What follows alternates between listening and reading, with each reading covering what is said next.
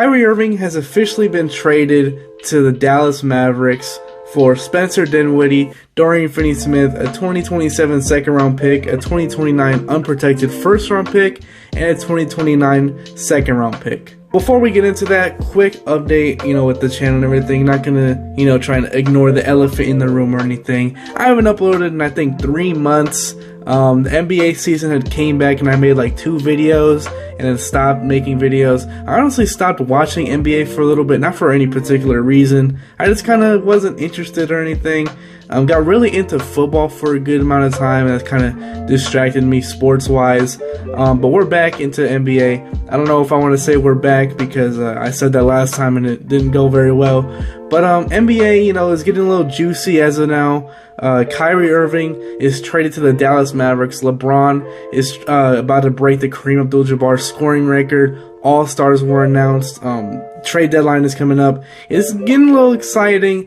And as of late, Kyrie Irving has been traded to the Dallas Mavericks. One of the biggest deals in recent memory. Kyrie Irving and Luka Doncic are now the big dynamic duo down in Dallas. And my thoughts on the trade on both sides for Brooklyn and for Dallas are pretty mixed, really. I don't really have a definitive winner, definitive loser. We'll get into that towards the end of the video. But specific sides for the Mavericks, Kyrie Irving is an all-star starter. Yes, we all know that he's been incredible this year, especially in the fourth quarter. I believe leading the league in points scored in the fourth quarter, and is obviously one of the best point guards in the past decade. Pairing him alongside Luka is obviously going to be a nightmare to guard. But then you look at the other side of the ball, when they have to be guarding, that's where it gets a little scary for the Mavericks. Projected starting lineup for this team is Luka, Kyrie, Tim Hardaway Jr., Dwight Powell, and Christian Wood. This team looks like it can be a beast offensively. Kyrie can score at will. Luka is obviously a top 5 player in the league, can do whatever he wants offensively. Tim Hardaway Jr. can be a nice, electric type of player offensively, can get going pretty fast. Dwight Powell, isn't too much, but more like a lap there for Luka Doncic and everything. And Christian Wood is a nice spot-up big who can really do pretty much everything you want out of like a versatile big man. Can shoot, post up a little bit, hit mid-ranges, finish at the rim. But defensively, there is a lot to be desired on this starting lineup. No player on this starting lineup is like above average defensively. Jason Kidd, is kind of put in a corner right now, and I guarantee you is trying his best to find a way to get a nice positive impact defensively with this starting lineup. Obviously, as I'm recording this video, they have not played a game yet. They're projected to play Wednesday, I think, versus the Clippers. But this team can be a beast offensively, but when you're a beast offensively, you have to be at least somewhat good defensively if you want to win a championship. And I don't even know if this team can be average defensively. Let's get into my personal problem with the trade for the Mavericks, at least. They went and got, of course, Kyrie Irving, like I said, one of the best point guards in the past decade.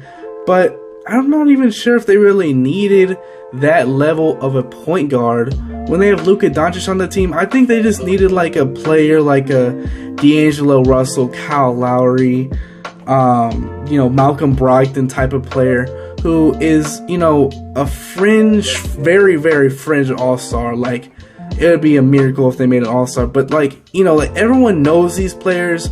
They're very solid.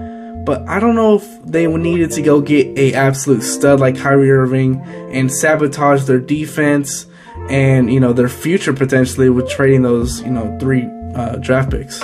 I would have just liked to see them go out and get, a low-key trade to get a nice guard who can fit alongside Luka, who won't take the ball out of his hands tremendously, but is still a nice ball handler alongside him to take, some of that pressure off of Luka, because without Luka, this team is nothing. And it would have been nice to see, someone else to take some of that pressure off, but not to the point where they had to, sabotage their whole defensive side of the ball, and even their future with those 3 picks. But, those picks are real far into the future. Whoever's going to be drafted is probably in middle school right now or elementary school. So I'm not too sure they're worried about that, especially with Luka Doncic on their team. They're trying to, work to keep him on the roster, keep him happy, and keep them in contention. So I do understand the deal. very much for Mark Cuban and them making this trade to get a big name and keep Luka happy. I'm just not sure if it was the necessary trade. Kyrie is still a multi-time All-Star, multi-time All-NBA player, and is one of the best players in recent past. And Kyrie, alongside arguably a top 5 player in the league, I don't even think it's real arguably, but Luka Doncic and him can light the league up. We'll still see how this duo will play together. Obviously, it's going to be a little growing because they never played with each other before, except for the All-Star team. Maybe I'm not sure if they play on the All-Star team with each other. But Kyrie and Luka can be real scary, light the league up, most definitely. But it's really just the defense they sacrificed in the trade, and I think it was a little too ambitious of a trade. But it's still Kyrie Irving we're talking about, all-star starter this year. I think leading the league in fourth quarter points. So we'll see how it works out. I hope it works out well for them. Kyrie has been, past 3.5 years, I believe, with the Nets. Very mediocre 3.5 years. So hopefully it can turn around for him. And Luka might be, looking at a championship soon for the first time in his career with Kyrie alongside him.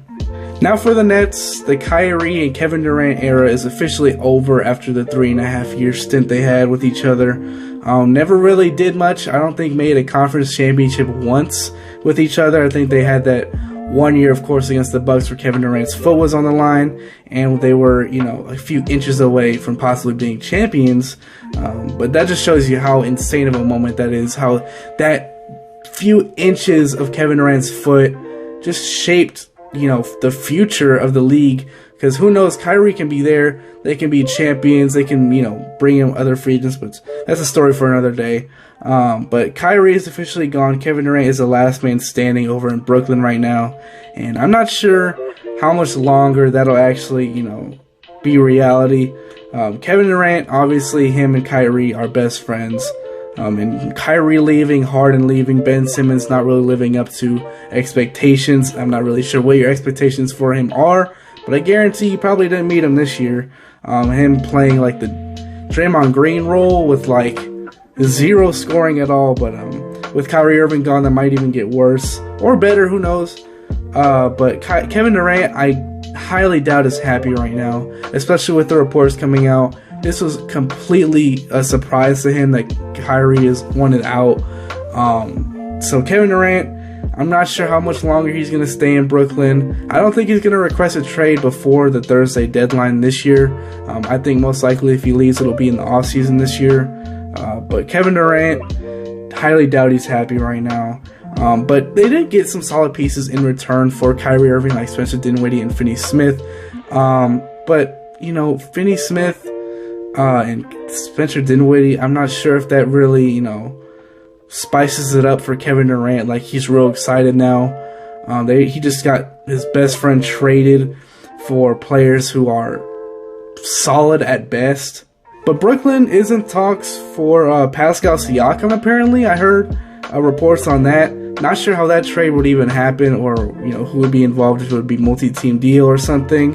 And Cam Thomas just dropped 47 points today versus the Clippers in a losing effort. Like, this team is not like, it's not like a horrible team or something. It's not like the Rockets or Spurs or something that Kevin Durant's in. It's still a very solid team. It's very solid role players. But it's just the fact that I don't think Kevin Durant is happy with how the team has been handled. I don't think it's the fact that he doesn't think the team is good. I just don't think he likes how the team has been handled ever since he got there. And just how the players have reacted to the front office and how the front office has reacted back. I just don't think Kevin Durant wants to stay in this Brooklyn environment. But back to the trade, though, honestly, it's not as awful as a trade as I thought it was. Honestly, at first, I thought the Nets got fleeced.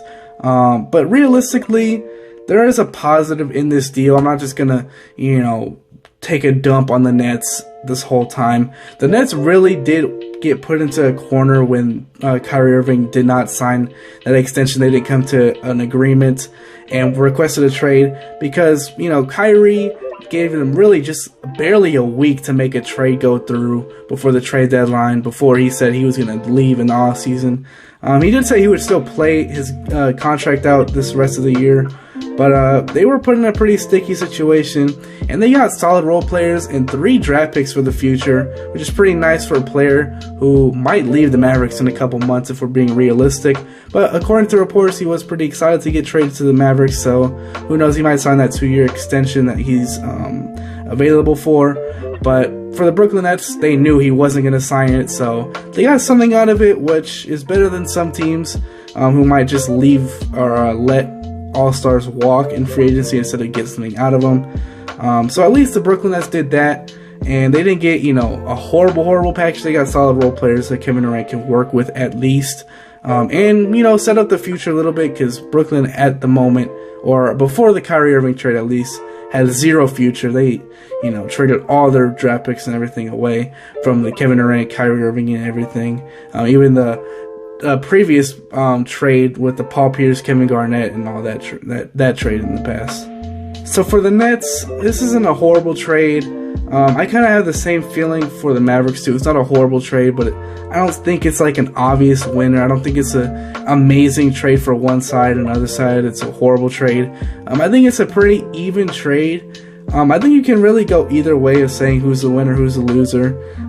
In my opinion, it's real close, but I would have to say the winner would be the Mavericks, just because they got Kyrie Irving, who's an all-star starter, just for this year. And with the report saying he was real happy to be traded to the Mavericks, kind of leads me to believe that he will sign that 2-year extension he's available for, which would make this a very good trade for the Mavericks, who would be the obvious winners in my opinion. But as of right now, he has not signed the extension. I don't think he would after just being traded here to the Mavericks. So I think if anything, he would sign that extension in the offseason. And if he does, it's a very big W for the Mavericks. And but even if he does, I don't think that would downgrade the trade for the Nets, because they had no choice but to trade him, because he already said he wanted out. Realistically, when I look at the trade as of right now, no, you know, extension talk at all, just face value of the trade, I honestly think both these teams are losers in my opinion. Kyrie Irving is a very unpredictable character, to say the least, and we don't know how many games he's really going to play, even if he does sign that 2-year extension. And for the Nets, they got Spencer Dinwiddie and, you know, Finney Smith for an all-star starter. That's never really positive in my eyes, but he was going to leave, so it's like a, you know, which one would you want? Would you rather have Kyrie just walk in free agency or get something out of him? So they got something out of him, which is good, but what they got wasn't incredible. So, you know, I would honestly say both these sides are losers in my opinion. But of course, like I said, if Kyrie signs that extension, obvious winners for the Mavericks. But right now, the Mavericks just gave up way too much on the defensive side, which ironically, it's just one player that they traded, which is real good defensively. And to me, that's sabotaging a lot that they had going for themselves defensively. But Jason Kidd has a lot he's got to work on with this starting lineup, and I bet he will. Maybe he'll find, you know, he'll crack the code with this starting lineup, and maybe it'll be average at best defensively, and show everyone why the Mavericks are the winners in reality. So the Mavericks get Kyrie Irving and Markieff Morris, I forgot about him, sorry. And the Brooklyn Nets get Spencer Dinwiddie, Finney Smith, 2027 second-round pick, a 2029 unprotected pick, first-round pick, and a 2029 second-round pick. Whoever y'all think is the winners and losers, put it down below. Those are my quick thoughts about the trade, and who are the winners, who are the losers. You know, getting pretty spicy towards the trade deadline. I'll make more videos, and of course when LeBron breaks that record, be ready for a video then. But if y'all like the video, hit the like button down below, subscribe button, notification bell, so you can be notified as soon as I upload. And I hope to see you guys in the next one. Peace out.